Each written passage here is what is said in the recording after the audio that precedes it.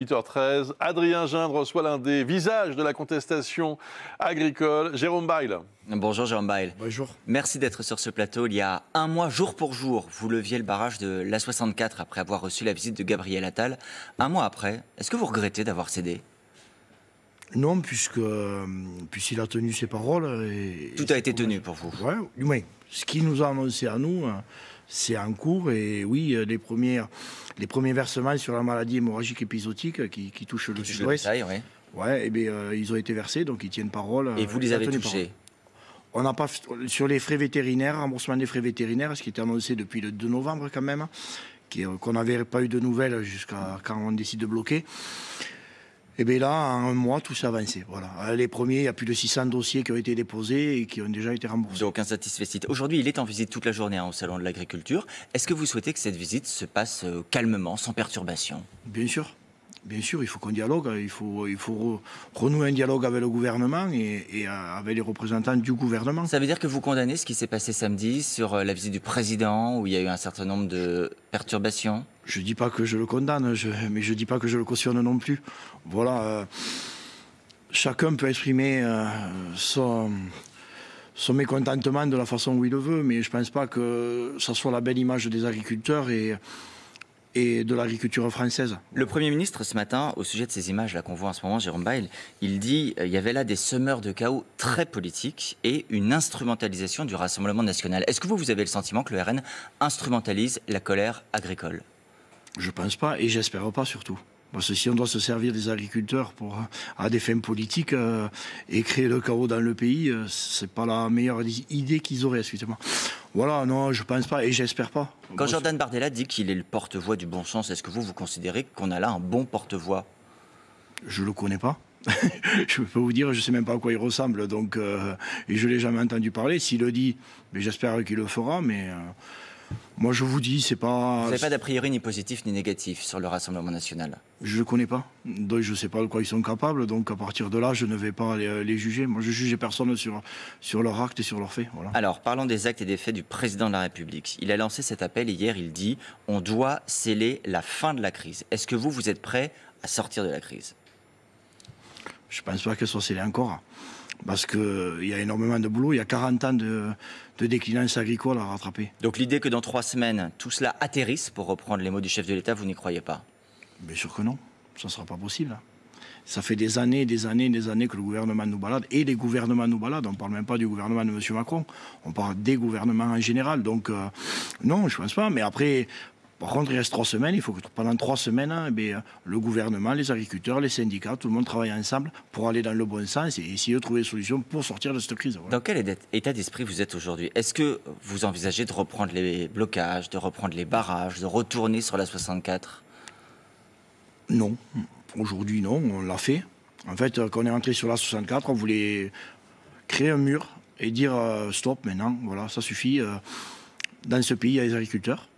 Et on va décider de tout bloquer, voilà. On va montrer qu'on est là. Parce que donc vous considérez que ça c'est le passé? Faut pas recourir à nouveau à ces méthodes? Ça peut arriver, peut-être, je ne sais pas. Mais s'il y en a qui se sentent et qui se retrouvent là-dedans pour faire entendre leur voix, oui. Mais moi, je pense qu'aujourd'hui, on a d'autres actions de prévues et peut-être... D'autres actions, c'est-à-dire? D'autres actions, on restera dans la surprise, mais on a prévu d'autres mouvements qui montreront aux gens que, ou par les impôts des Français, surtout des agriculteurs, et que ça ne revient pas aux agriculteurs. Votre principal adversaire aujourd'hui, Jérôme Bail, c'est le gouvernement, c'est la grande distribution, sont les industriels? Je pense pas. Je pense que il faut pas les voir comme des adversaires.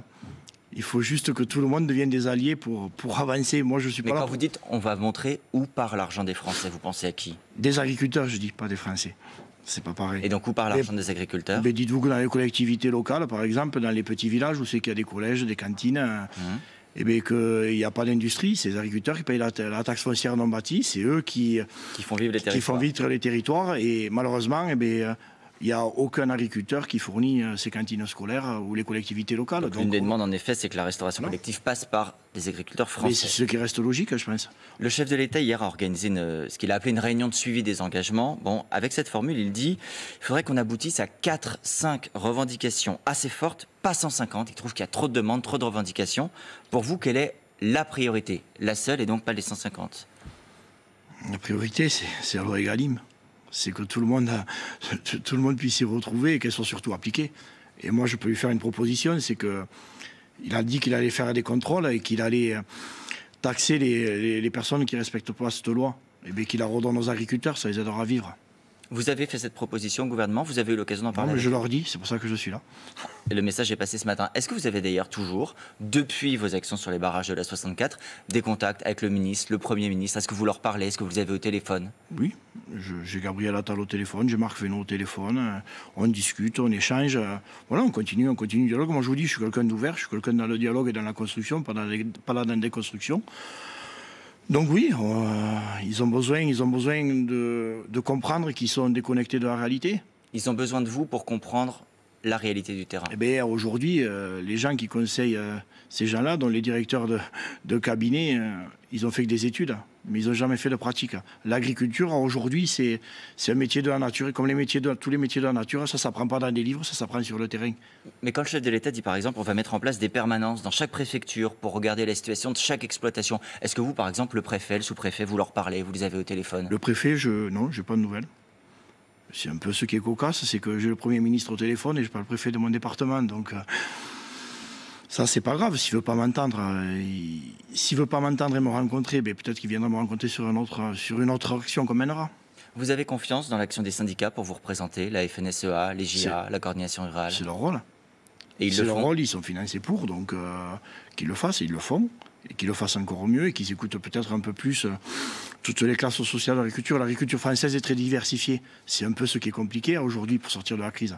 C'est que tous les secteurs de l'agriculture française sont impactés, que ce soit la céréale. Et donc la diversité, voilà. Il faut entendre. Merci beaucoup Jérôme Bail d'avoir été sur le plateau TF1 ce matin. Bon salon de l'agriculture aussi. Merci. Tout de même à vous. La suite c'est avec vous Bruce.